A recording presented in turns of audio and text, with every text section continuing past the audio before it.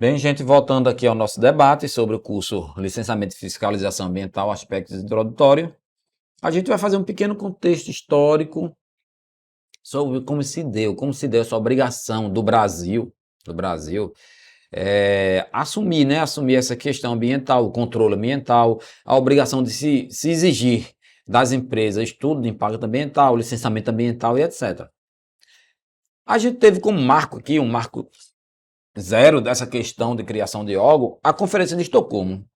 Porque o Brasil participou dessa conferência, do, é signatário da conferência, né, e das obrigações ali assumidas.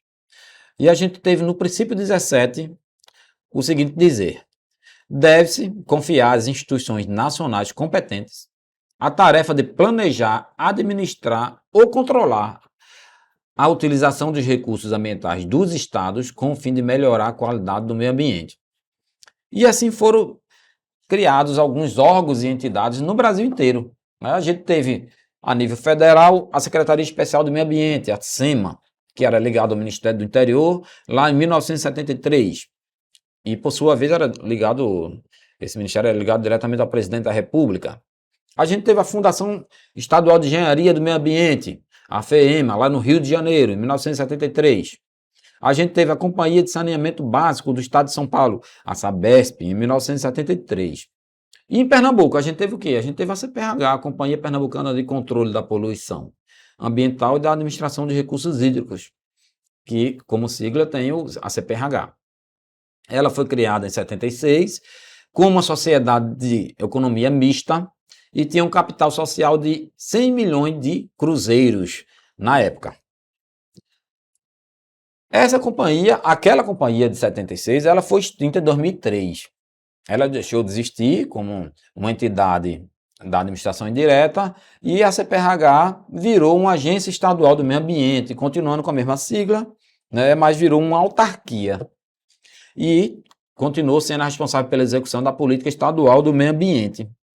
A lei que criou essa autarquia foi a Lei Complementar 49, né, de 31 de janeiro de 2003. Ela criou também outras autarquias, chamada pela essa lei de autarquias especiais, como a Condep-Fidem, por exemplo. Na CPRH, ela tinha como competência a gestão ambiental do Estado através da política estadual do meio ambiente. Então, seguimos em frente, né?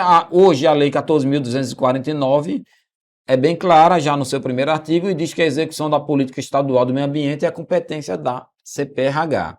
Ela tem a finalidade de promover a melhoria e a garantia da qualidade do meio ambiente no estado de Pernambuco e visa o desenvolvimento sustentável. Também atua mediante racionalização do uso dos recursos ambientais, atua mediante a preservação e recuperação do meio ambiente e do controle da poluição e da degradação ambiental. Isso tudo a gente já fica aqui na certeza de que ela está aqui atuando com seu poder de polícia administrativa ambiental, que a gente viu lá no início da nossa apresentação. Vamos lá, mas isso tudo também é obrigação constitucional.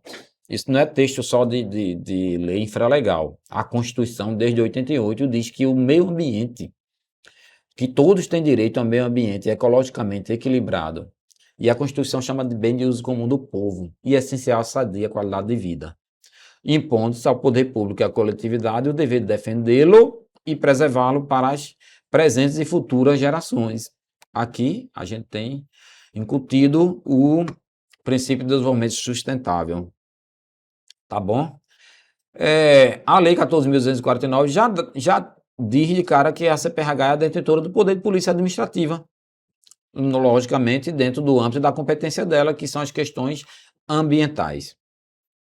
Certo? Ela também traz 26 atribuições. Só que essas 26 atribuições são exemplificativas, a própria lei diz. Existem outras atribuições. E coloca lá como primeira atribuição conceder licenças e autorizações ambientais, bem como exigir e aprovar estudos relativos à avaliação de impacto ambiental, entre outras competências, né? E esse licenciamento ambiental, essas licenças ambientais, quais são? Lá na própria lei ela traz a licença prévia, a licença de instalação, a licença de operação. Ela traz também a autorização ambiental, a licença simplificada, traz a consulta prévia e também traz uma declaração de dispensa de licenciamento ambiental, a chamada DLA. Que isso aí foi inovação trazida pela Lei 16.672 de 2019, relativamente recente, certo? Também está lá na própria lei a competência da CPRH de exercer preventiva ou corretivamente o poder de polícia administrativa, no que concerne a disciplina e fiscalização de empreendimentos, obras, atividades, efetiva ou potencialmente degradadora do meio ambiente, nos termos desta lei, de seu regulamento e de normas decorrentes. Também diz que é competência dela impor sanções e penalidades aos infratores desta lei. A gente tem isso como uma obrigação constitucional, na verdade. O artigo 225 da Constituição, no seu parágrafo 3º, ele diz: as condutas e as atividades consideradas lesivas ao meio ambiente sujeitarão os infratores, pessoas físicas ou jurídicas, às sanções penais e administrativas, independentemente da obrigação de reparar os danos. Na nossa primeira conversa, a gente falou sobre a Política Nacional do Meio Ambiente de 81 e viu que ali a gente tem uma obrigação, uma responsabilidade civil objetiva para as questões ambientais e a Constituição também reforça isso aqui nesse parágrafo 3º. A obrigação de reparar os danos causados pelos empreendedores. Aí que aqui diz aquela lei que a gente tratou, a 6938. Sem obstar a aplicação das penalidades previstas neste artigo, é o poluidor obrigado, independentemente da existência de culpa, a indenizar ou reparar os danos causados ao meio ambiente e a terceiros afetados por sua atividade. O Ministério Público da União e dos Estados terá legitimidade para propor ação de responsabilidade civil e criminal por danos causados ao meio ambiente. Vamos lá. Como falei, é uma responsabilidade civil objetiva porque o Brasil adotou a chamada teoria do risco integral. Então, é o empreendedor que assume o risco. A gente viu Brumadinho, a gente viu lá em Minas Gerais, como foi a questão da Samarco, né, que é uma subsidiária da Vale do Rio Doce, e como ela causou aquele prejuízo tremendo a vários municípios, principalmente a Brumadinho, e como aquela atividade aniquilou toda uma atividade turística e os demais setores da economia devido a um desastre ambiental que, digamos, independente de culpa, a empresa vai ter que pagar, certo? Vamos mais para frente, a gente vai tratar também das infrações administrativas ambiental, tanto no aspecto da Lei de Crimes Ambientais, né, como no aspecto da Lei Estadual 14.249. Aqui eu trouxe um conceito de infração administrativa ambiental que está na Lei de Crimes Ambientais também, né? E é bem interessante porque você vê como é completinho. Considera-se infração administrativa ambiental toda ação ou omissão que viole as regras jurídicas de uso, gozo, promoção, proteção e recuperação do meio ambiente.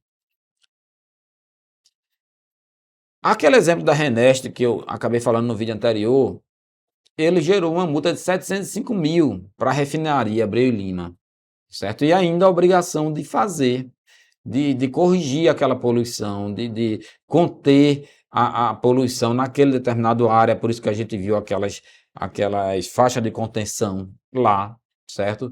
Ele atingiu uma área de 4,5 hectares, tudo com derrame lá no complexo. O material atingiu a fauna e a flora do rio Taveiro, do meio, mas não chegou ao mar devido às contenções lá que foram realizadas. Tá certo? Então, continuando a questão da competência, a gente vê que a Agência Estadual do Meio Ambiente também competência dela é monitorar a qualidade do ar, a qualidade das águas superficiais e subterrâneas, bem como a balneabilidade das praias. Aí, dentro desse monitoramento, a agência trabalha realizando os mapas da qualidade das águas das bacias hidrográficas, assim como pontuando a balneabilidade das praias de Pernambuco. Você for lá no site, você consegue ver se aquele local é próprio ou impróprio para banho, por exemplo. Continuando as competências, a gente viu que compete à Agência Estadual do Meio Ambiente planejar, implantar e gerir unidades de conservação. Aí você diz, mas o que é unidade de conservação? A gente viu na primeira apresentação que a gente vai trabalhar o SNUC, né, que é o Sistema Nacional de Unidade de Conservação, e o SEUC, que é o Sistema Estadual de Unidade de Conservação. São legislações bem parecidas, mas com algumas nuances específicas para a estadual, tá certo? Agora veja, planejar, implantar e gerir unidade de conservação. E o que é isso, unidade de conservação? A própria lei estadual, assim como a lei federal, traz o que é esse conceito de unidade de conservação. Ela diz que é um espaço territorial e seus recursos ambientais, incluindo as águas jurisdicionais com características naturais relevantes, legalmente instituído pelo poder público com o objetivo de conservação e limites definidos, sob regime especial de administração, ao qual se aplicam as garantias adequadas da proteção. Isso está na Lei Estadual 13.787 de 2009, que é justamente o SEUC, o Sistema Estadual de Unidade de Conservação, que traz o conceito de unidade de conservação.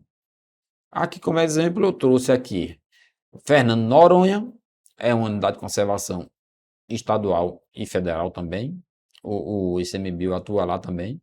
A gente tem as Cataratas de Iguaçu, que é uma unidade de conservação federal, e aqui também a APA de Guadalupe, onde a gente tem uma unidade de conservação estadual.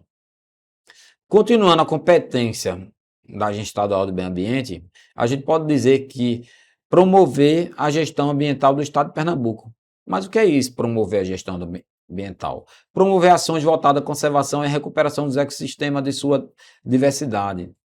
Isso está em várias ações. Uma delas é recuperar a fauna nativa, recuperar, adaptar nos CETRAS, que são os centros de adaptações, né, de animal silvestre, para voltar à natureza e depois fazer as solturas, certo? Aqui, ó, CPRH faz soltura aqui na área rural de Lagoa Grande, nesta quinta-feira. Esses são assuntos de jornais que eu trouxe aqui para vocês verem. Também existe a competência de realizar pesquisa aplicada às atividades de gestão e controle ambiental, assim como celebrar acordos, convênios, consórcios e outros mecanismos associativos para o gerenciamento de recursos naturais. Outra competência da agência é promover a educação ambiental. Veja só, eu estou trazendo assim essa competência, mas a gente vai estudar direitinho, aprofundar, vai dar tempo. O curso é curto, é rapidinho, no instante passa, as horas no instante passam, mas a gente vai aprofundar em muito desse tema que eu estou passando aqui, e um deles será a educação ambiental, onde a gente tem também uma obrigação constitucional, certo? Para assegurar a efetividade desse direito, que é do artigo 225, que a gente viu, que é a questão de proteção ao meio ambiente.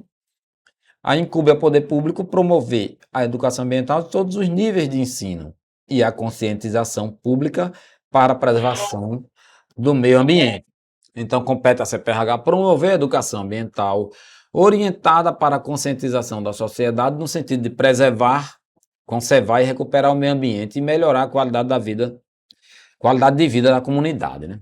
Isso é uma obrigação constitucional. Está lá no parágrafo primeiro, no inciso 6º do artigo 225, que trata justamente da questão ambiental. Promover a educação ambiental de todos os níveis de ensino e conscientização, e a conscientização pública para a preservação do meio ambiente.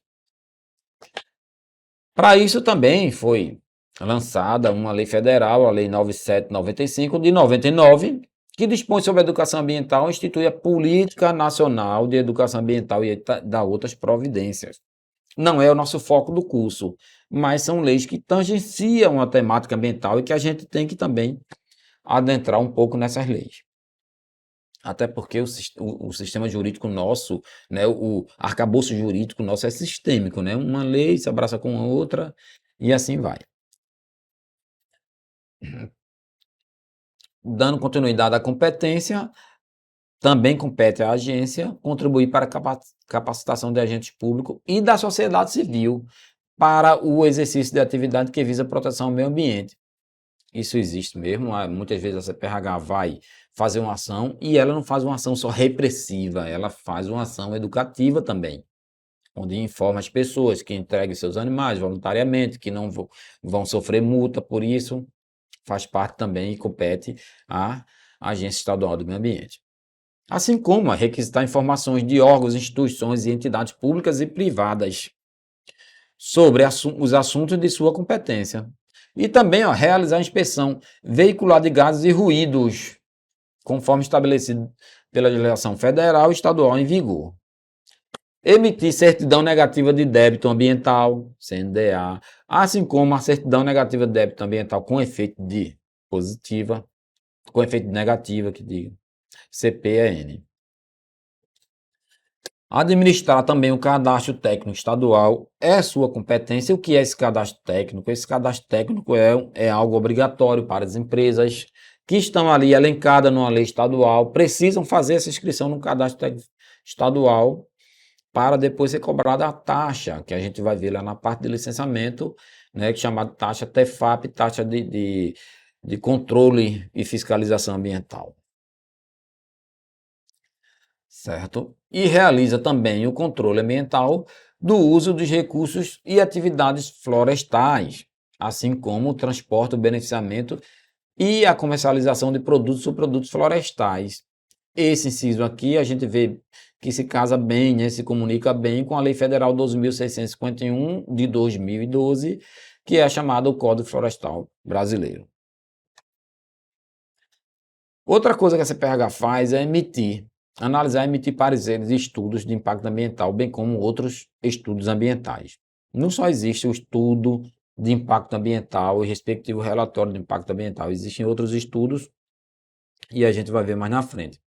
Um projeto de grande monta, feito um porto, feito um parque industrial, ou então uma agricultura irrigada de uma área muito grande, né, diversos hectares, milhares de hectares, ou mesmo a pecuária, exige um licenciamento ambiental. Certo? A gente vai ver na parte de licença ambiental também essas nuances. E o que vem a ser essa avaliação de impacto ambiental? Olha, a resolução CONAMA 01/2023, ela traz esse conceito. E ela diz que a avaliação de impacto ambiental é um instrumento da política ambiental, formado por um conjunto de procedimentos capazes de assegurar um exame sistemático dos impactos ambientais e de uma determinada atividade. Então, se tem um termo de referência, onde o empreendedor vai seguir aquele termo de referência para apresentar um estudo ao órgão ambiental, o órgão ambiental vai analisar esse estudo e vai verificar se aprova ou não aquele empreendimento para aquela área. Certo? Também aqui é competência CPH avaliar e exigir a compensação ambiental prevista em lei. Mas que compensação ambiental é esta? Existe a compensação ambiental da Lei 3.787, que é uma compensação em dinheiro, em pecúnia, que vai para o cofre público, devido a grandes empreendimentos, como, por exemplo, um porto industrial ou um estaleiro. E existe também uma compensação ambiental, que é chamada de compensação florestal, que ela está ligada tanto à Lei 12.651 quanto à Lei da Mata Atlântica, devido a quê? A uma autorização de supressão de vegetação nativa, aí o camarada é obrigado a fazer essa compensação, ou então a supressão em área de preservação permanente, que ele também vai ser obrigado a fazer uma compensação também em área de preservação permanente. A gente vai ver mais na frente os detalhes dessa compensação. Por fim, a gente volta daqui a pouco, vamos dar um intervalozinho aqui de alguns instantes e voltamos para tratar da outra temática do nosso curso.